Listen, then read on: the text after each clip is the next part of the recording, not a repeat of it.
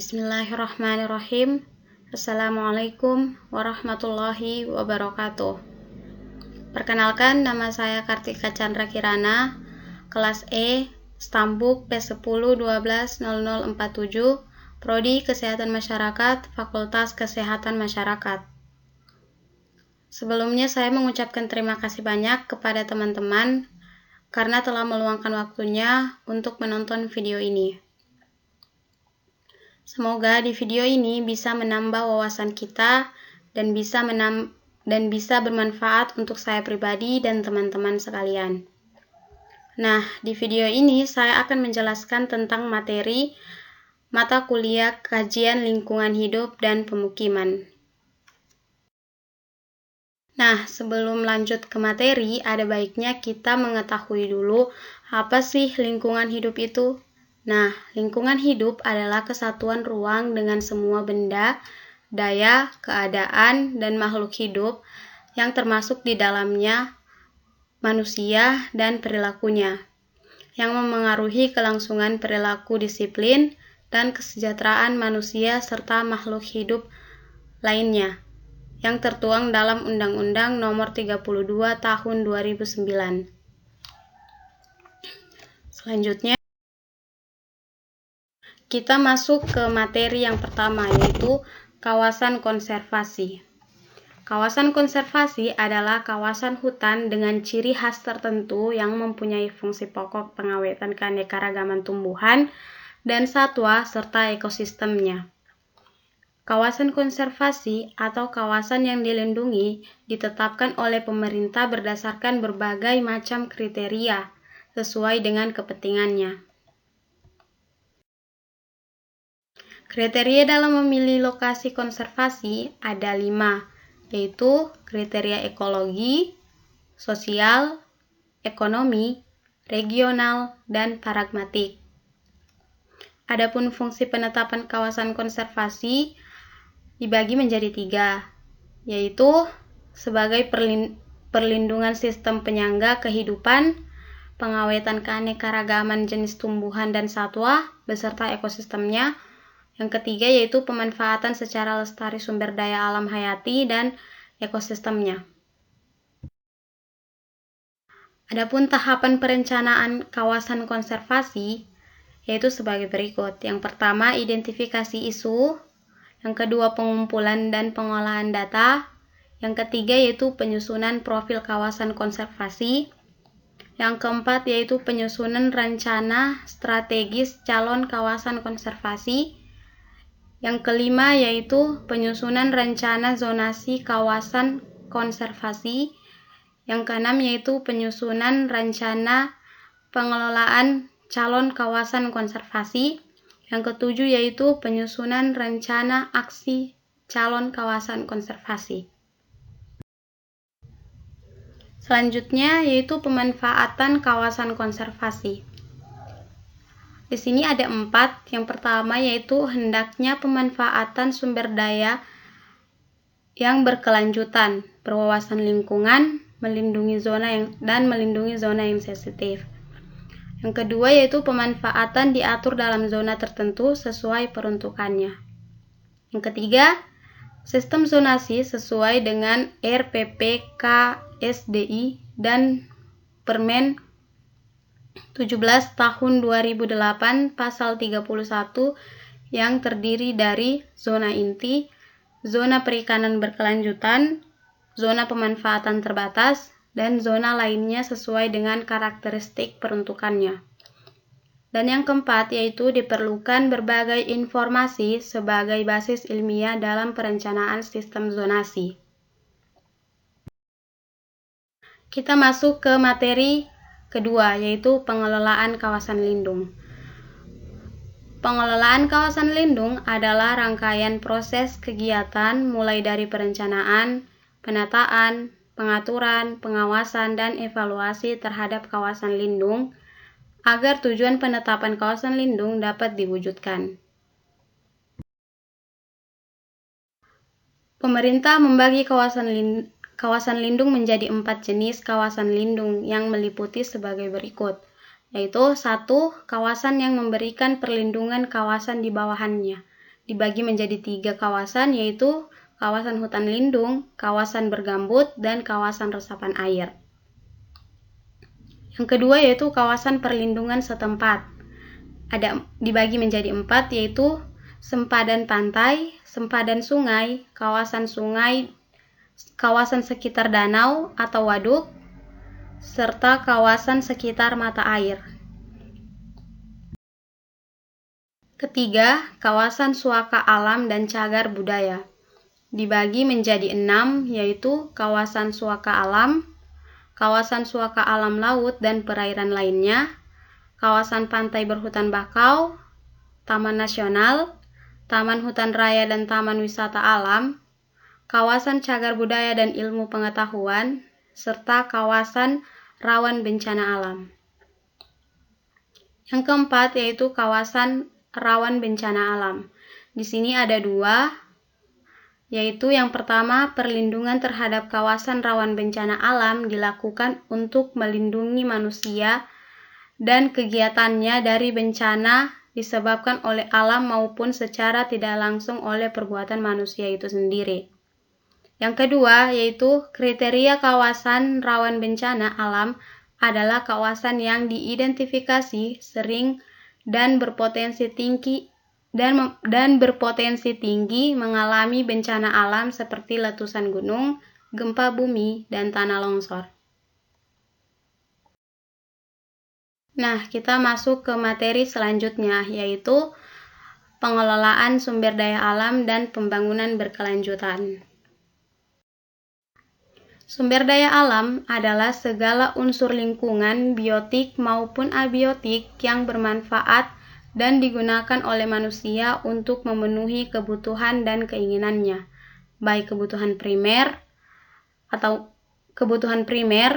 kebutuhan sekunder, maupun kebutuhan tersier, dan seterusnya yang lebih bersifat hobi atau pengembangan bakat. Nah, sedangkan pembangunan berkelanjutan adalah proses pemanfaatan sumber daya alam dan lingkungan untuk memenuhi kebutuhan manusia untuk generasi saat ini dan generasi mendatang agar hidupnya sejahtera serta kelestarian fungsi lingkungan tetap terjamin, terjaga kualitas lingkungan tidak rusak dan turun. Yaitu klasifikasi sumber daya alam. Klasifikasi sumber daya alam berdasarkan sifatnya ada 2. Yang pertama, tidak dapat diperbaharui seperti tembaga, besi, emas, batu bara, minyak, dan lain-lain. Adapun klasifikasi sumber daya alam yang dapat diperbaharui yaitu hutan, hewan, air, tanah, dan lain-lain. Nah, selanjutnya ada prinsip ekosistem. Prinsip ekosistem ada 5, yaitu adanya keanekaragaman, adanya saling keterkaitan dan saling ketergantungan, adanya keteraturan dan keseimbangan yang dinamis. Yang keempat yaitu adanya harmonisasi dan stabilitas. Yang kelima yaitu adanya manfaat dan produktivitas. Selanjutnya, aspek pengelolaan lingkungan dan perlindungan ekosistem. Ada 6. Yang pertama, kebijakan penataan. Yang kedua, pemanfaatan. Yang ketiga, pengembangan. Yang keempat, pemeliharaan dan pemulihan. Yang kelima adalah pengawasan dan pengadilan. Yang keenam adalah penegakan hukum lingkungan. Selanjutnya, komponen lingkungan terdiri atas fisik kimia, yaitu air, tanah, udara, dan kombinasinya. Yang kedua yaitu biologi, yaitu flora dan fauna serta mikroba. Yang ketiga yaitu sosekbud, yaitu sosek dan sosbud. Yang keempat yaitu keslingmas, yaitu kesling dan kemas. Selanjutnya yaitu prinsip pengelolaan lingkungan. adalah pencegahan dan penanggulangan terhadap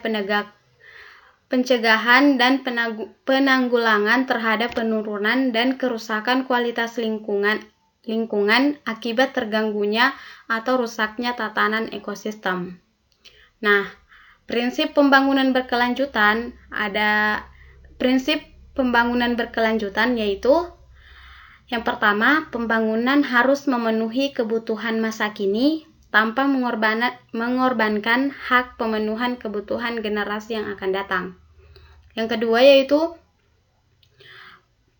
pembangunan harus tetap memerhatikan ekosistem yang ada sesuai dengan kemampuan daya dukungnya sehingga tetap terjaga dan kualitas lingkungan tidak mengalami penurunan. Yang ketiga yaitu setiap kegiatan pembangunan harus selalu mewujudkan kepentingan kelompok atau masyarakat lain dimanapun berada, serta mengindahkan keberadaan kehidupan sekarang maupun kehidupan masa datang. Yang keempat yaitu pembangunan berkelanjutan bertujuan untuk meningkatkan kualitas hidup manusia dalam segala aspek, baik fisik, rohani, sosial, budaya, dalam jangka panjang dengan tidak memboroskan dan tidak merusak sumber daya alam yang ada, serta tidak melampaui kapasitas daya dukungnya. Selanjutnya yaitu aktivitas pembangunan berdampak terhadap keseimbangan ekosistem. Ada 4, yaitu rusaknya berbagai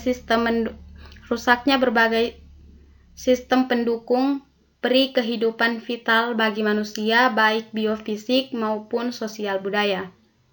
Yang kedua yaitu instabilitas ekosistem akibat degradasi dari pencemaran lingkungan.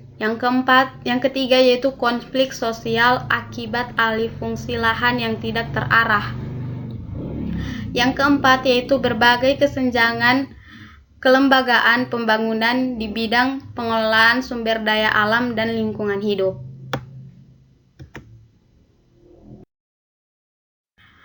Permasalahan lingkungan yang timbul.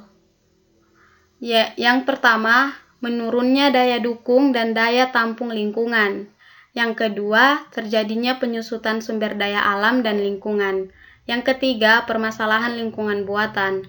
Yang keempat, penerapan standar mutu lingkungan hidup yang masih lemah. Yang kelima, masalah pemanfaatan dan pengurasan sumber daya alam, yaitu hutan, tanah, sumber daya air, keanekaragaman hayati, dan sumber daya pesisir dan laut. Yang keenam, terjadinya bencana alam. Dan yang ketujuh, yaitu pencemaran lingkungan. Adapun faktor penyebab belum optimalnya pengelolaan lingkungan hidup di Indonesia yaitu sebagai berikut. 1. Perangkat hukum dan kebijakan nasional maupun daerah sudah ada, namun kesadaran dan tanggung jawab para pengambil keputusan, pelaku pembangunan dan masyarakat masih sangat kurang.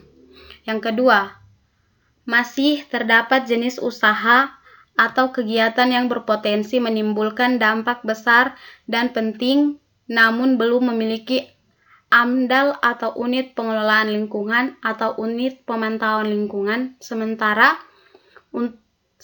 izin untuk melakukan usaha atau kegiatan tersebut sudah berjalan.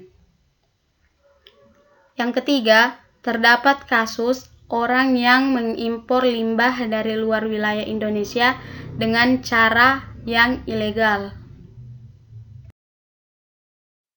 Yang keempat, yaitu adalah sulit untuk menjamin pelestarian fungsi lingkungan hidup karena juga tidak mudah untuk menjamin bahwa setiap usaha atau kegiatan tidak melanggar baku mutu dan kriteria baku kerusakan lingkungan.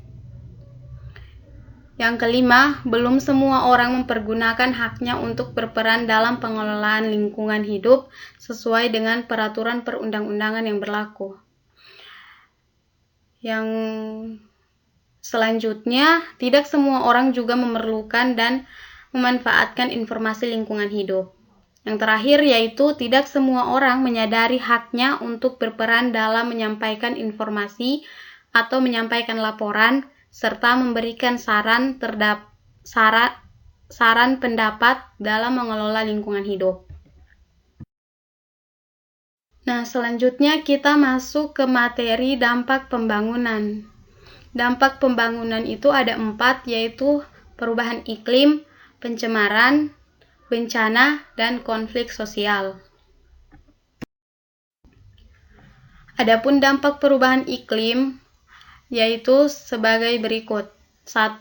Perubahan pola curah hujan. 2. Peningkatan muka air laut. 3. Kepunahan spesies. 4. Suhu tinggi. 5. Es kutub menyusut. 6. Badai kuat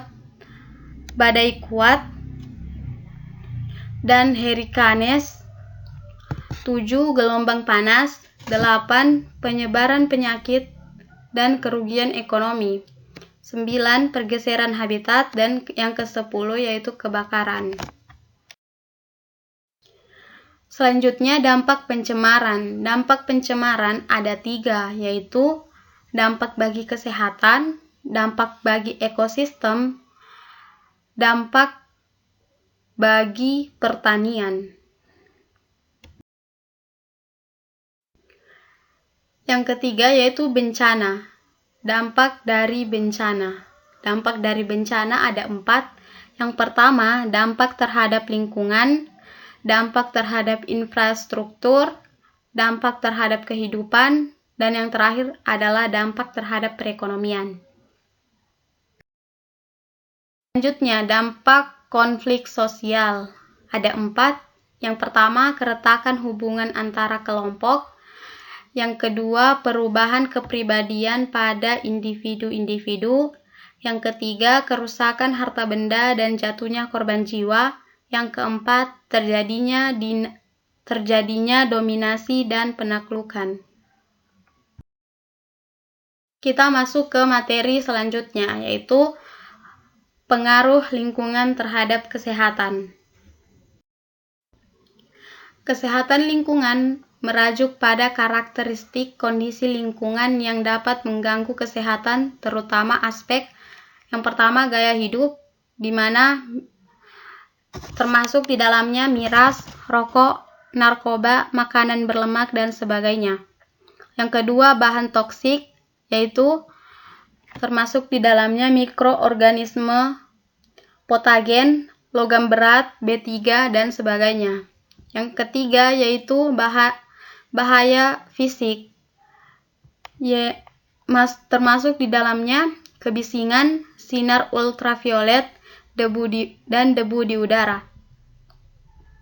Yang keempat, keadaan lainnya, yaitu kondisi tropis, adat kebiasaan yang tidak sejalan dengan konsep kesehatan, dan lain-lain. Selanjutnya ada tingkatan perhatian terhadap kesehatan lingkungan. Yang pertama, pengendalian wabah utama dan pengendalian minimal sanitasi makanan dan minuman. Yang kedua, pengendalian penyakit endemis, gizi, dan luka. Yang ketiga, yaitu diet yang bagus, pemeliharaan lingkungan. Yang keempat, kepuasan lingkungan, estetika, dan kenyamanan hidup. Yang kelima, kelangsungan hidup spesies manusia. Nah, selanjutnya tingkatan kesehatan lingkungan di dunia. Yang pertama, tingkatan kelangsungan hidup dasar dari kualitas lingkungan sudah dapat dicapai. Yang kedua, namun malaria dan malnutrisi tetap merupakan masalah ekstensif. Yang ketiga yaitu peningkatan penggunaan B3 menyebabkan penyakit degeneratif dan kanker. Selanjutnya, hubungan manusia dan lingkungan, yaitu status kesehatan merupakan refleksi dari hasil akhir interaksi kompleks antara sistem biologis internal dan sistem lingkungan eksternal secara keseluruhan. Sistem penyangga kehidupan menyediakan kebutuhan dasar aktivitas manusia. Yang ketiga, akibat aktivitas manusia, yaitu industri, pertanian, transportasi, pemukiman, dan sebagainya, akan menghasilkan limbah dan residu. Nah, yang keempat yaitu limbah dan residu selanjutnya mempengaruhi sistem penyangga kehidupan dan juga kesehatan manusia. Adapun hubungan manusia dan lingkungan seperti yang tertera di layar.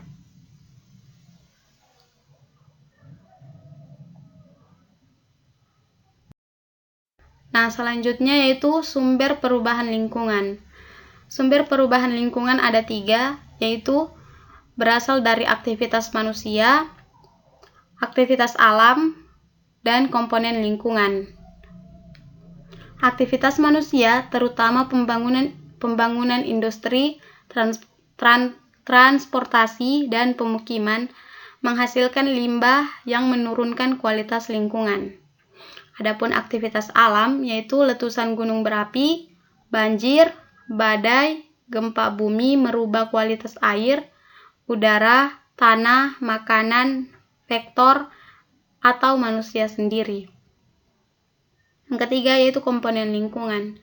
Komponen lingkungan bertindak sebagai media atau perantara terjadinya penyakit di masyarakat. Adapun model hubungan interaksi komponen lingkungan dengan manusia dapat dilihat di bagian yang tertera di layar.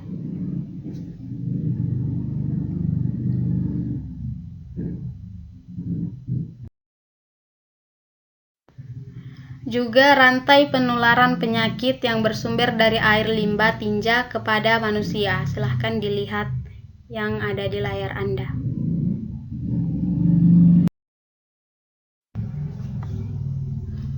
Nah, selanjutnya kita masuk ke pengendalian efektif. Pengendalian efektif ini ada 2. Yang pertama, air limbah dan tinja merupakan sumber infeksi virus, bakteri, protozoa maupun cacing, serta bahan kimia beracun dan berbahaya lainnya. Yang kedua, pengendalian penularan penyakit yang paling efektif adalah dengan memutuskan mata rantai penularan langsung pada sumbernya. Selanjutnya, di sini terlihat faktor-faktor yang mempengaruhi derajat kesehatan menurut Bloom. Ada genetik, lingkungan, perilaku, pelayanan kesehatan. Nah, itu semua dilakukan oleh kesehatan masyarakat. Kita masuk ke ekosistem. Ekosistem adalah tatanan segenap komponen lingkungan yang merupakan kesatuan yang utuh, menyeluruh, yang saling berinteraksi membentuk keseimbangan yang stabil dan dinamis. Keseimbangan ekosistem yang stabil namun dinamis ini dapat rusak apabila terjadi pencemaran lingkungan yang berlebihan, baik itu aktivitas manusia ataupun peristiwa alam, yang melewati daya lenting ekosistem tersebut. Nah, mata rantai kesehatan lingkungan. Mata rantai kesehatan lingkungan dimulai dari sumber emisi, terus masuk ke lingkungan, terus masuk ke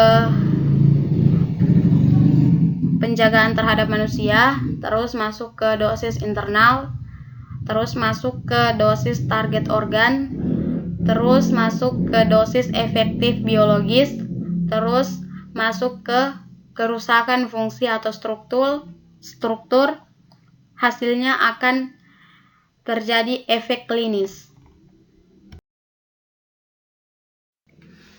Nah, kita masuk ke peran lingkungan dalam menimbulkan penyakit.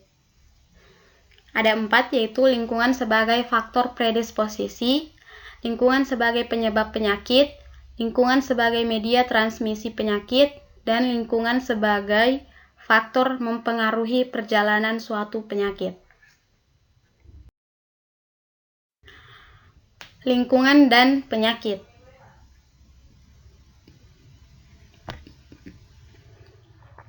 Definisi yaitu kesehatan lingkungan mempelajari hubungan timbal balik antara manusia dengan lingkungan yang mempengaruhi derajat kesehatan masyarakat. Menurut WHO, kesehatan lingkungan adalah ilmu dan keterampilan yang memusatkan perhatian pada usaha pengendalian faktor fisik di lingkungan manusia yang diperkirakan merugikan perkembangan fisik, kesehatan maupun kelangsungan hidup manusia.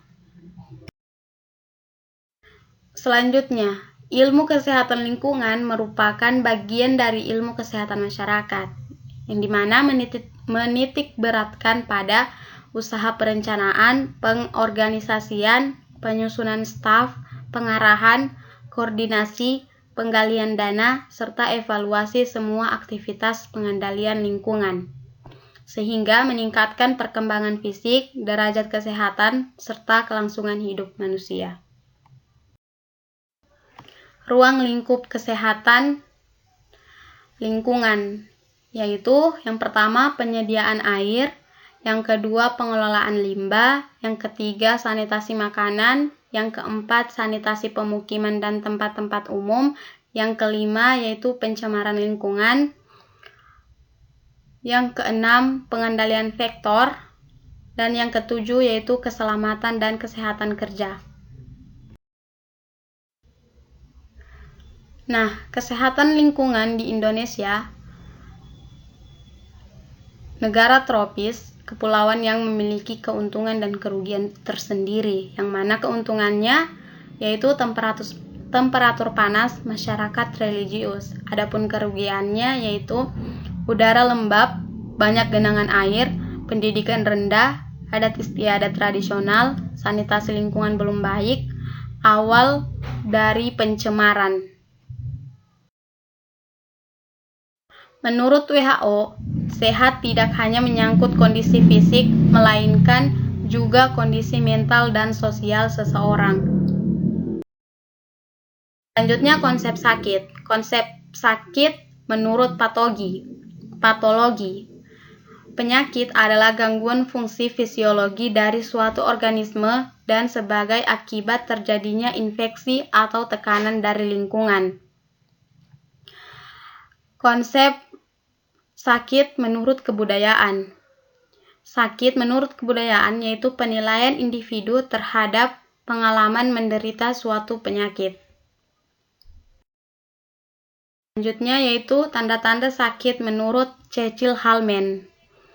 Yang pertama, terjadinya perubahan pada tampilan tubuh seperti jadi kurus, perubahan warna kulit, dan rambut rontok. Yang kedua yaitu perubahan fungsi tubuh seperti frekuensi berkemih, menstruasi yang banyak, irama jantung yang tidak biasa. Yang ketiga yaitu pengeluaran sesuatu dari tubuh yang tidak biasa seperti darah dalam urin, dahak, buang air besar. Yang keempat yaitu perubahan fungsi anggota tubuh atau sering biasa disebut kaku. Selanjutnya yaitu yang kelima, perubahan panca indera, yang dimana kurang dalam pendengaran, kurang penglihatan, dan juga bisa mati rasa. Yang keenam yaitu simptom fisik berupa ketidaknyamanan seperti rasa sakit, sakit kepala, sakit perut, demam, dan menggigil. Yang ketujuh yaitu perubahan emosi seperti gelisah, depresi, rasa takut yang sangat, dan lain-lain. Yang kedelapan yaitu perubahan perilaku dalam hubungan dengan orang lain. Ada masalah keluarga atau pekerjaan.